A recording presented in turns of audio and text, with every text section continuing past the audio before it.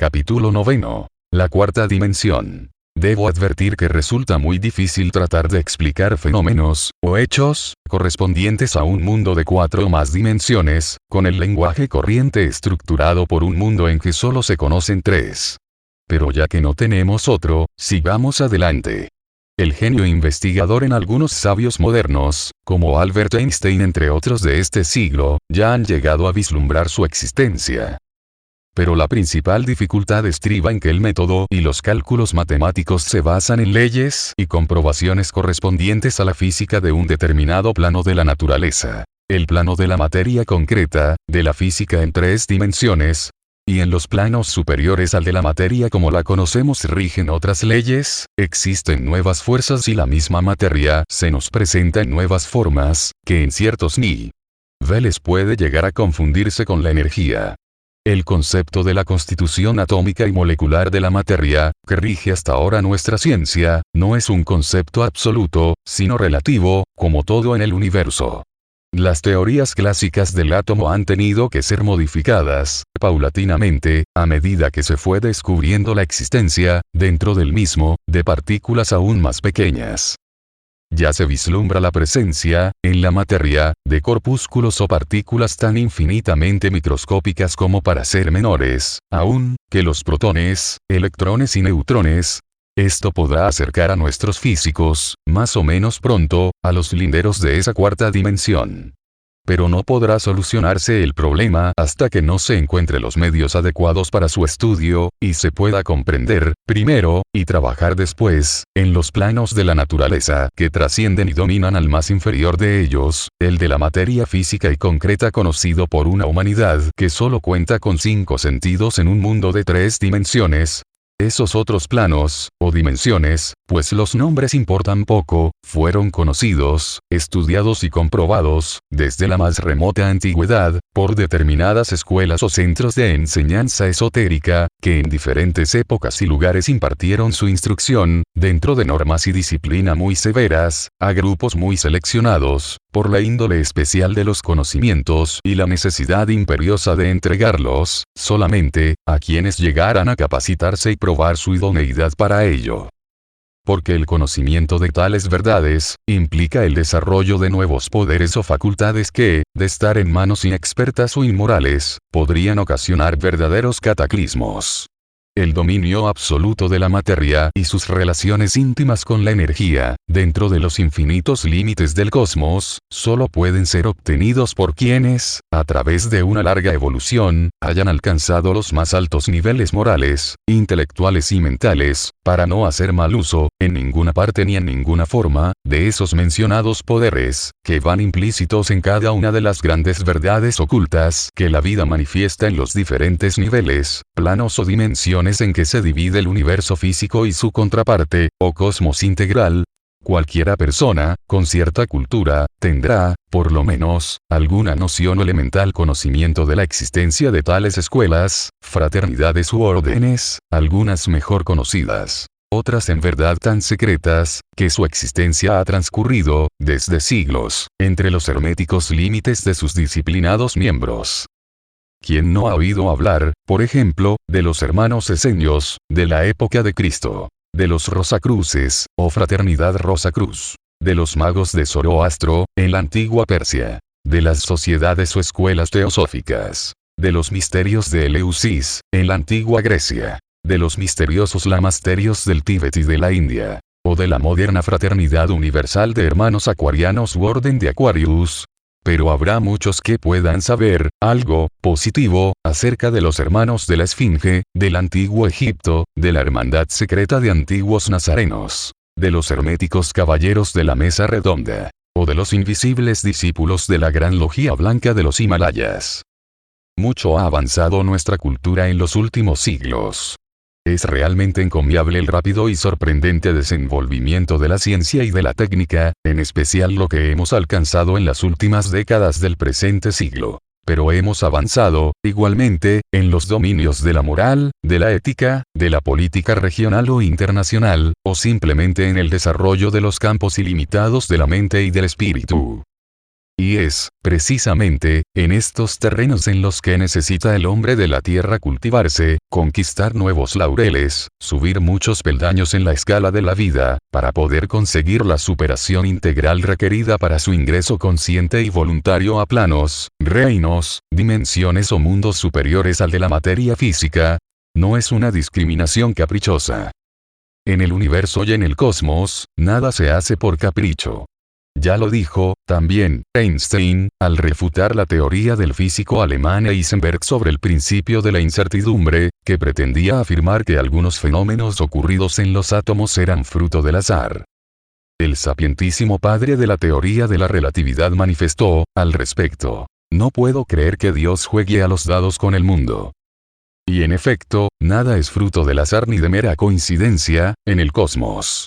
Fíjese bien que no decimos en el universo, sino en el cosmos. Porque debemos entender que nos referimos al cosmos como forma integral del universo. Universo físico, material, tangible, visible, audible y computable con los medios y los sentidos conocidos en un tipo de mundos como el nuestro. Y ese otro universo suprafísico, etérico, extrasensorial, psíquico, inmaterial para el concepto que nosotros tenemos de la materia, pero material también, desde el punto de vista de las diferentes gradaciones en que se desarrolla la materia, desde los niveles más bajos y pesa. 2 hasta aquellos en que llega a confundirse con la energía, en esos escalones supremos de la vida que representan los reinos o mundos del espíritu, uno de los cuales es aquel al que se refiriera, varias veces, Cristo, cuando decía: mi reino no es de este mundo. Y en esos reinos, planos o dimensiones, como prefiramos llamarlos, se generan las causas de muchos efectos que, en planos inferiores tienen lugar, sin, a veces, una causa lógica aparente. Porque la lógica y la razón están subordinadas al conocimiento comprobado de los hechos. Y los hechos, o fenómenos en un mundo determinado, han de suceder dentro de los límites de las fuerzas o leyes que rijan en ese mundo, para ser aceptados por la inteligencia o la conciencia común de las gentes de ese mundo. Sin embargo, en nuestro planeta abundan los casos de hechos o fenómenos realizados, en todos los tiempos y lugares, que siendo innegables, escapan a toda lógica o razonamiento, a toda comprobación con los medios científicos acostumbrados o a toda forma de análisis común o corriente. ¿Cómo explicarlos? Ahí está el problema. Cuando la existencia de tales hechos resultó comprobada, seriamente, a veces hasta por pueblos enteros, nadie se atreve a negarlos. Ejemplos, tenemos multitud a través de la historia y de las tradiciones aceptadas por todos los pueblos y por todos los seres humanos. Podría decirse que no hay una sola persona en la Tierra, a quien, por lo menos, no le haya ocurrido aunque sea una sola vez uno de estos hechos inexplicables. Y esto se multiplica por los millones de seres que pueblan nuestro mundo. Si esto ha sucedido, y continúa sucediendo, pese al gran adelanto de la ciencia y de la técnica actuales, sin que esa ciencia y esa técnica puedan encontrar respuesta satisfactoria al enigma planteado por uno de aquellos casos, ¿dónde hallar la solución? Tiene que aceptarse, entonces, la presencia de causa o causas que generan esos hechos, y sutiles causas han producido fenómenos de cierta magnitud, y tanto los efectos cuanto las causas no tienen explicación dentro de los conocimientos de nuestra humanidad o de nuestro mundo. Es forzoso reconocer que han de existir fuerzas o entidades generadoras de aquellas, por lo mismo de que la nada no genera nada, que la nada no existe en el universo y que todo efecto, por extraño que parezca, supone una causa, y si esa causa escapa a toda posibilidad de explicación terrena, es debido a que nuestros conocimientos aún no llegaron al nivel en donde se mueven, reinan o se desarrollan tales fuerzas o entidades. En otras palabras, estamos a la puerta, o en la frontera, de esos mundos superiores a que nos venimos refiriendo, planos o dimensiones, como nos plazca llamarlos, en los que se genera o tienen su evidente expresión los múltiples aspectos de la vida eterna todavía incomprensibles por nosotros. Y uno de esos planos, el más cercano, es aquella cuarta dimensión. Viene a ser, como si dijéramos, un puente entre nuestro mundo físico y los mundos superiores suprafísicos, o planos de materia y de energía superiores a todas las conocidas por humanidades del tipo de la nuestra. la que habita en Ganímedes, ya lo hemos dicho, posee dos sentidos más, y con ellos, los medios e instrumentos para actuar, simultáneamente, en los planos inferiores y en el inmediato superior. El sexto sentido, o de la clarividencia y clariaudiencia, permite recibir, organizar y controlar, consciente y voluntariamente, la amplísima gama de fenómenos que se originan y tienen su cabal expresión en las nuevas formas que asume la materia en ese plano, y las diferentes clases de ondas y frecuencias vibratorias que se manifiestan en el mismo. Vale decir que la materia y la energía ofrecen nuevos campos de experimentación y de trabajo a quienes poseen tal sentido, que, en cierto modo, es aquel tercer ojo del que nos han hablado antiguas escuelas esotéricas orientales. Pero ya dijimos, y debe tenerse presente, que los hombres de Ganímedes lo tienen por naturaleza. Es un sentido con órganos fisiológicos propios y de nacimiento. Se ha dicho, igualmente, que resulta difícil explicar en lenguaje de otro mundo, realidades o fenómenos de un mundo diferente. Procuraremos ayudarnos en la tarea con ejemplos del funcionamiento de tal facultad o sexto sentido. En primer lugar hemos de recordar que la constitución atómica y molecular de todos los cuerpos, sean elementos o compuestos, según la clasificación de nuestro mundo, alcanza niveles cada vez más sutiles y actúa dentro de la influencia de fuerzas y energías, también diferentes, en varios aspectos, a las ya conocidas por nosotros. Todas ellas son captadas por el nuevo sentido, y esto no es difícil de entender si recordamos que entre nosotros, muchas ondas visuales y sonoras escapan a los límites de nuestra vista u oído. También, toda la variedad de ondas electromagnéticas, por ejemplo, las utilizadas en la televisión o la radio, habiendo existido siempre en torno a nosotros, solo fueron conocidas cuando se las pudo evidenciar con el descubrimiento de modernos medios e instrumental adecuados. Otro ejemplo, más sencillo aún, nos lo da la fotografía con rayos infrarrojos. Sabemos cómo es imposible impresionar placas en la obscuridad. Pero con la ayuda de los rayos infrarrojos, que no son visibles por el ojo humano, se logra hacerlo. Igual fenómeno acontece con los rayos X. La retina es incapaz de captarlos. Pero desde su descubrimiento por Conrado Roentgen, ha sido posible ver a través de ciertos cuerpos opacos. Claro que esta visión no es absolutamente clara ni alcanza, totalmente, a la materia toda universal ni menos a la cósmica. Pero nos permite evidenciar objetos que, sin ellos, estaban fuera del alcance de nuestra vista común. Algo parecido, en escala mucho mayor, en aquel sexto sentido, o tercer ojo. Esta denominación, de origen oriental, no es propiamente exacta. No se trata, en realidad, de un ojo nuevo, sino de la facultad de percibir, claramente, los fenómenos, fuerzas y entidades que existen dentro de un plano en que la materia se encuentra en grados más sutiles que los conocidos en otro plano inferior de la naturaleza, que es el nuestro.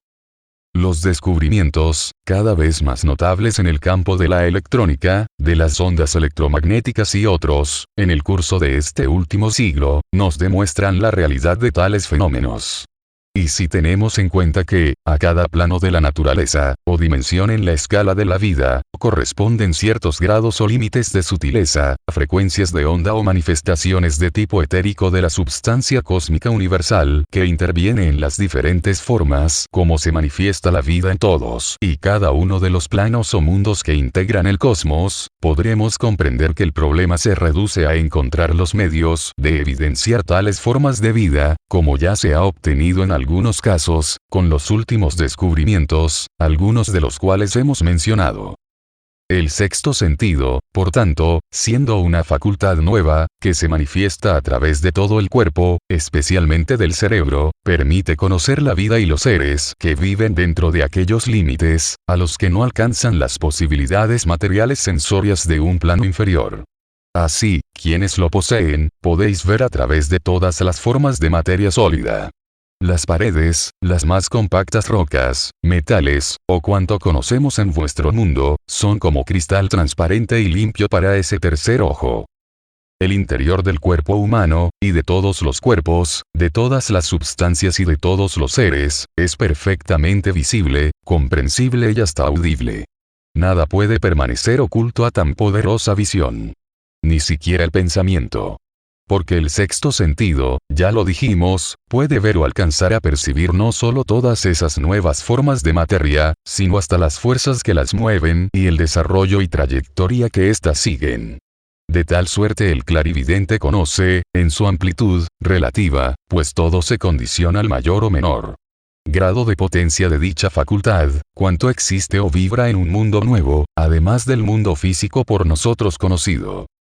Y en ese otro plano, o cuarta dimensión, tienen su morada muchos seres y entidades inteligentes, no solo de tipo humano, sino también infrahumano y suprahumano, como aquellos espíritus de la naturaleza ya mencionados. Y también, junto con seres angélicos de nivel superior a toda humanidad, que pueden visitarlo con frecuencia para el cumplimiento de misiones cósmicas especiales, se hallan, de paso, las almas de quienes abandonaron la Tierra al morir. Todos estos puntos requieren una mayor explicación. Vamos a darla en un próximo capítulo. Pero antes de terminar conviene exponer que tales hechos han sido conocidos y comprobados, en la Tierra, por todos los discípulos avanzados de aquellas escuelas esotéricas u órdenes iniciáticas secretas ya mencionadas. Y entre los sabios moderados más connotados, aquel gran inventor norteamericano Thomas Alva Edison, también llegó a participar, secretamente, de tal conocimiento. Antes de morir, estuvo empeñado en descubrir la forma de construir un mecanismo que pudiese evidenciar aquel plano de la naturaleza, permitiendo comunicarnos con los muertos,